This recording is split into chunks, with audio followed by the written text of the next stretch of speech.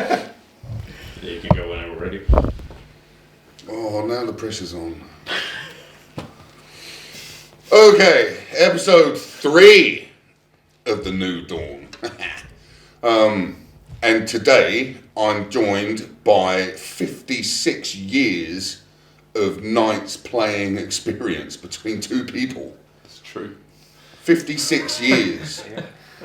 DC, obviously, and Benny. It's your actual age, isn't it?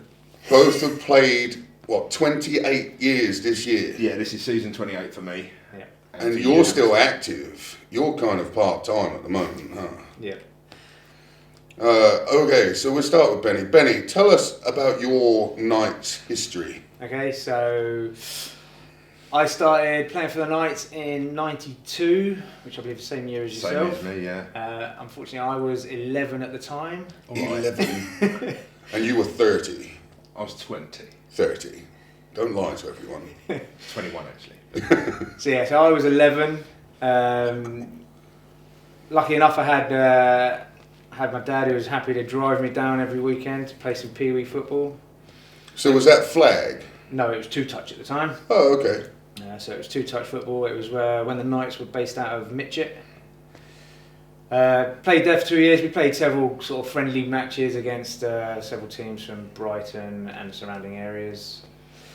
Then there was a brief period where that Pee-wee team folded, so I went to Crawley and played flag football. So that was just for 1 year when I was 13. When I was 14, I was allowed to start training again with the youth team. So at the time, that's contact? Yeah, that was full contact. We only had youth then was 15 to 19. There was no youth and junior. So at 14 I started training, and then that was the year that I turned 15. Luckily for me, the season started in August or July, August time, so I only missed sort of a few games. Turned 15 partway through this season, and then played my first year of youth football that year. Lucky, that was my first year. It was the year that we won the national championship without conceding a point. Oh, wow. So I'm one of the few who have won a youth and senior championship. I was going to say, So then I played youth until I was 19. In that youth period, obviously, we went to several championship games, and I was lucky enough to play for the GB team as well. Then what position? Running back. So when I started on the Pee-wee team, I was playing corner/safety. Then when I started playing flag that year, I was playing a bit of everywhere. So I played a bit of quarterback, receiver, tight end, linebacker, safety, running back. Nose tackle. Then I came up to when I started the youth team, then I was a receiver and corner to start off with, but they started putting me in at running back because they didn't have many running backs. Picked it up pretty quick and never looked back from there. Stayed playing running back pretty much the whole time then, until I was asked to play other positions when needed. Came up to the senior team the year after they'd won the Div 2 championship against Ipswich. So that was our first year in Div 1. And then, I've been on the Knights team. Straight in the deep end. Straight in at fullback. And I've been fullback, and I was fullback/running back since then. Obviously, we've had several years where we've had a drop in sort of numbers potentially, so I've stepped in at wherever's needed. So linebacker, defensive end, receiver, tight end. You played quarterback. Quarterback for a bit, yeah. One season, Foracle. One of the few quarterbacks to get ejected out of the game. And that was mistaken identity as well, wasn't it? Yeah. What year was this? When? 2012. 13. 12, 13, something like that, yeah. You got ejected. What did you do? Nothing. Oh, okay. It was genuinely mistaken identity. Yeah. Mistaken for who? The person who should have got ejected. I can't remember. I could tell you. I said number 55 at the time. Okay. Why doesn't that surprise me? So and I've been with the Knights since. Never been to another team, and then obviously now transitioning over to coaching. Yeah, and that's a massive thing right there. Like for me, looking for a coaching staff, it's always nice to find people, A, that I trust, and B, that think the same about football, about keeping things simple and, you know, always changing, never thinking that they know everything, and blah, blah, blah, you know. And when we talked about, you know, age has caught up with you a little bit, and, you know, you wanted to take a step towards a coaching side rather than full-time playing, made me happy. And with Tango stepping to take on the under-17s team, it was exciting for me to, you know, turn around and say, right, will you be my assistant head coach?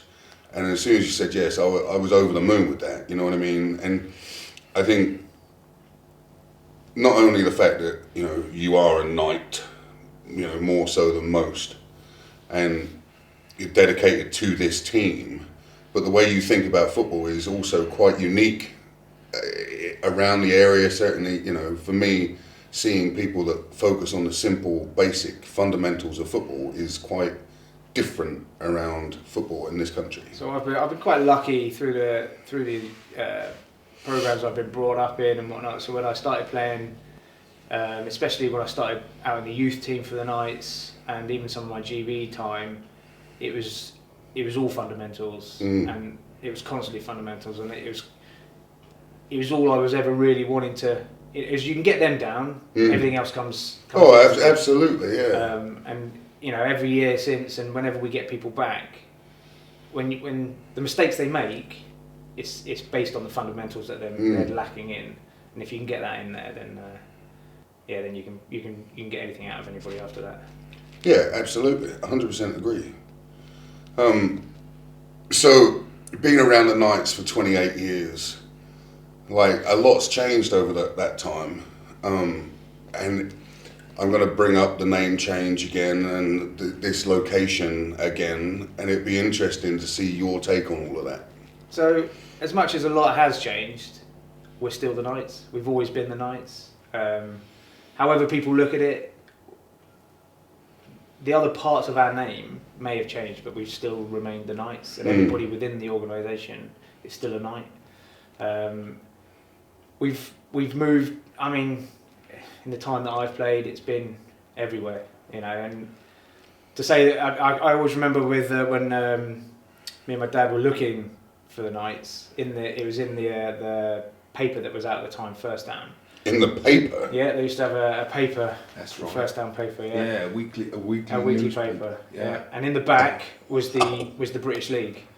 Yeah. And so then that's where we found it. So we'd been to watch the Monarchs, and that's how we got into the game.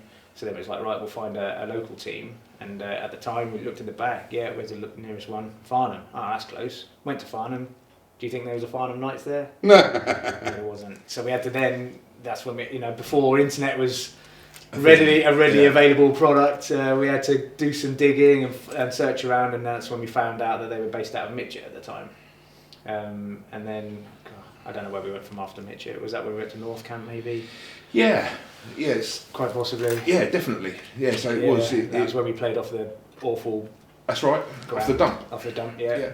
Once upon a time, it was a dump, landfill, and then they just put a bit of turf over the top, and that was about it as well. Yeah. Oh wow. Yeah, like some days, you know, there was literally trash poking through the turf. Yeah.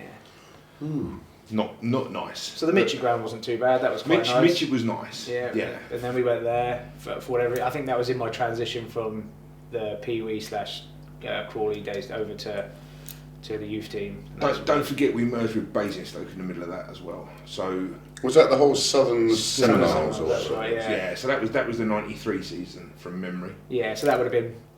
Yeah, On a 93, couple of maybe 94 season. So, you know, that's when we were playing out of Basingstoke. That's right. Yeah. So that was out of Basingstoke, and that's when the Knights weren't the Knights for a bit, wasn't it? It was the Southern Seminoles. That's right. They joined with the Basingstoke Cavaliers. Cavaliers, Basingstoke right. Cavaliers. Yeah, that's my first memory really of like a local derby. You know. Yeah, that's right. Yeah. The coaching staff used to drill us based on hating Basingstoke. And then you merged with them. And then we merged with them. Came to Southern Seminoles. We did. And then we got the Knights name back, didn't we? It was only for a year or 2 years or so. I can't remember now, but it wasn't for long as the Southern Seminoles. It was one season. One season. Yeah, it was one season, and then a sponsor came along, and basically said, if you become the Knights again, we'll give you a lot of money, and that money meant that we could play at Guildford, and we kind of had a tie-up with the Surrey University That's right. Stingers Yeah. for a few seasons, and That was where we were based when I first joined. That's Yes, right. Yep. that's right. So that was I the remember that tall, sort skinny of- kid turning up. yeah. Easy now. We've got a picture or two. They are. Let's funny. keep them hidden. Let's keep them hidden. Enough comments and likes. Yeah, that's it. I'm going to start sharing some pictures. Yep. So yeah, then it was Guildford. That was a nice ground, Yeah, that was lovely. nice facility, and we only moved from there because it got redeveloped, didn't it? Yep. So That was when they spent a bucket load of money they on it. did, Yeah. yeah, they did, and Starbucks took over. I think that's how it went, isn't it? Something like that. So Well, we got kicked out there, didn't we? yeah. And then again, we were not in Farnham. Yet again, No, Oh, where did we go after that? we were in Farnborough, weren't we? Farnborough, That's when we yeah. went to Farnborough Rugby Club. I that's think. right. Yeah. So, yeah, I believe sort of moving on from that. Weren't we in Aldershot first? Oh, we could have had a season in Aldershot, yeah. Didn't we go to the Aldershot Rugby Stadium? Yes. Yes. That was beforehand. Yeah, that's right. That's right.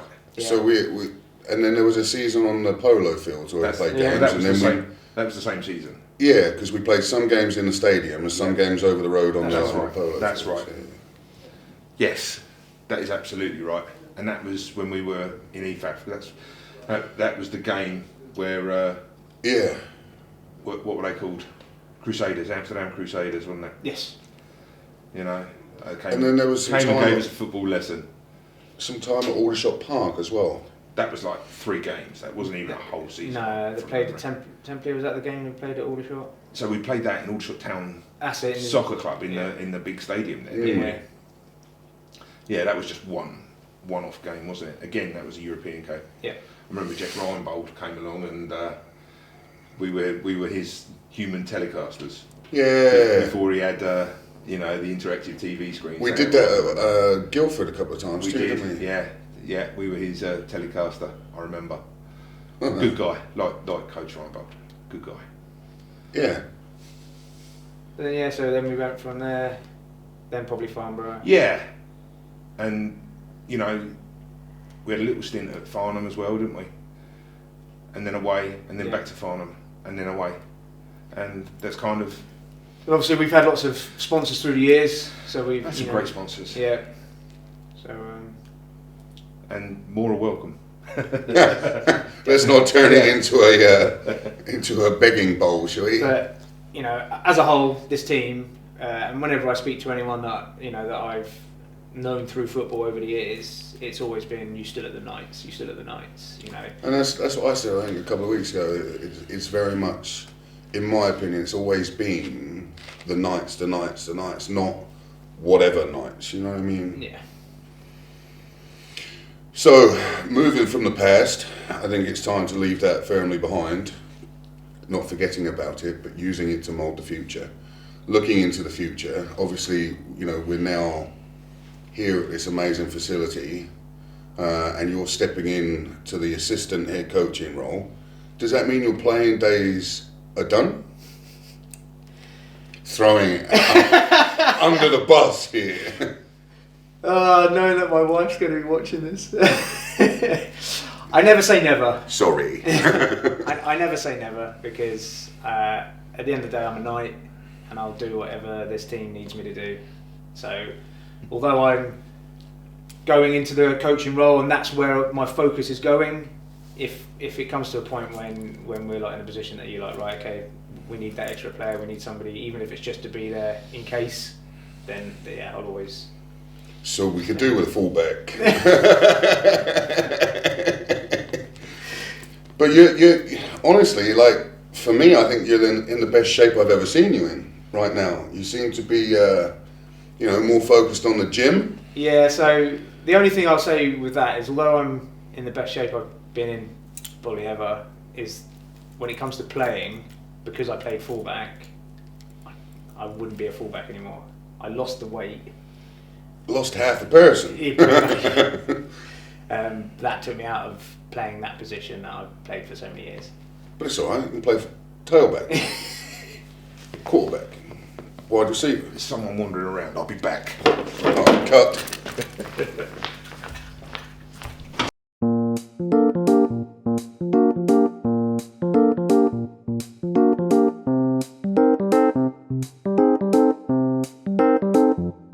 Okay, so we were just talking about you as a player. You know, you will play. Not telling your wife, but you will play if we need you to. But mainly focusing on coaching, Yeah. which is I'm really happy about. You know what I mean? So now it comes on to a bit of a sore subject, I guess. The last couple of years, our record hasn't been very good. So now you're stepping in more predominantly to coaching. You've always, you know, as long as I've been around, you've always helped out coaching with the running backs and receivers and whatever else. But where do you see the team, and what future does it hold in your eyes? Do you know what I mean? Because there's so many people that will see the record and say, "Oh, the Knights are failing. The Knights are this. The Knights are that." But there's so much more to football than just a win-loss record. So Yeah, definitely. And I mean, like, you've got to be here to see it. And we've, over the last however many years, we've had a lot of new players come through. We've had a lot of younger players come through. We're in that process, and you definitely see it all the time. People they're stepping up. They're starting to improve now. They're grasping the game. And there's certain people that we're able to now, that have been new to the game, that you can rely on them to take control of certain situations, take control, which we haven't had for a little while. I think that we've missed almost a full generation of, you know, the senior player. Yeah, so normally you have your team, like in years past we've had it where you have that older generation that have been around the game for a certain amount of time, and that they're able to impart their stuff onto the kind of to almost the younger helping guys. coach. Helping coach, but also, you know, and in games they've just got that extra little bit of knowledge to put somebody in a certain position, or tell them mentor people. Sort of on the fly, as it were, you know, during the game. Whereas we haven't had that. We may have had one or two out there that's been able to sort of say those is what's needed, but not enough people to be around it. But now we're getting back to having a few people that have been around the game that little bit longer. So, although yes, we've stepped down, but I think that's only going to help us this year. It's going to give those people that much more confidence. I think that's a big word to right there. Go through, and it's only going to push forward. And I think with the setup we've got now, getting people in, I think it's going to be easier. And I think it's only going to grow from where we are.